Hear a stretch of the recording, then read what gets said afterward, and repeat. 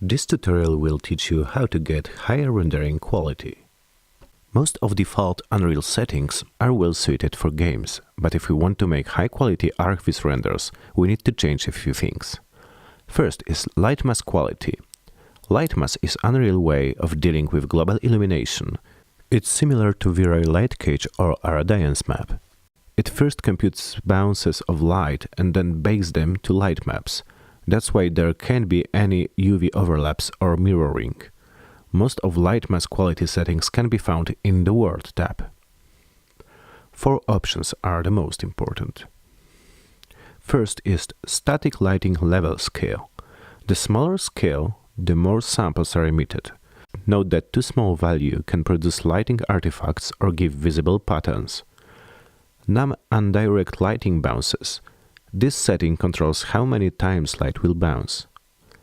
Indirect lighting quality. It is the most important slider. It's locked at 4. If you want to achieve higher quality, you need to click on the number and manually enter 10 value. Note that increasing indirect lighting quality value has the big impact on light mask bake time. Indirect lighting smoothness. Here you can control how much smoothing is added to all shadows.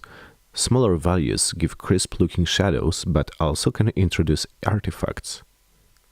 If you still don't get satisfying results, you need to increase light map size of the models. The best way is to override default values. Note that light map resolution value has a big impact on baking time, so it's better to have lower resolution in static mesh settings. Most of our models in Arch interiors for UE4 2 have light map resolution between 128 and 256 to get the quickest preview lighting baking times. If you want to achieve even better quality, just override it in Details panel. If there are too many big light maps in the scene, there can be errors during packaging a project to exe file. Remember that light maps are only textures that are streamed by engine to fixed buffer size. If buffer is full, engine loads mip-mapped, scaled, much lower resolution textures, so if you have too many big maps, buffer will fill much quicker and you will get lower quality maps during streaming. You can also turn off streaming completely, but you will need a powerful machine to play the animation.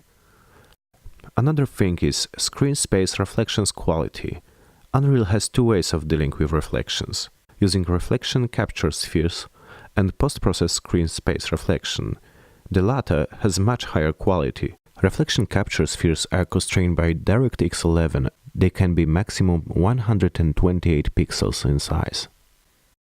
To get higher quality anti-aliasing, we can add execute console command node in level blueprint with r.postprocess AA quality 6. If you want more particles and from some reason you can't switch to GPU particles, execute another console command fx.max CPU particles per emitter. Default value is 1000, you may need to increase it. It's a good practice to render final output in at least 2 times bigger resolution than intended. Although you will get much slower playback, the quality boost is worth it. You can find this option in Global Post-Process, MISC Screen Percentage.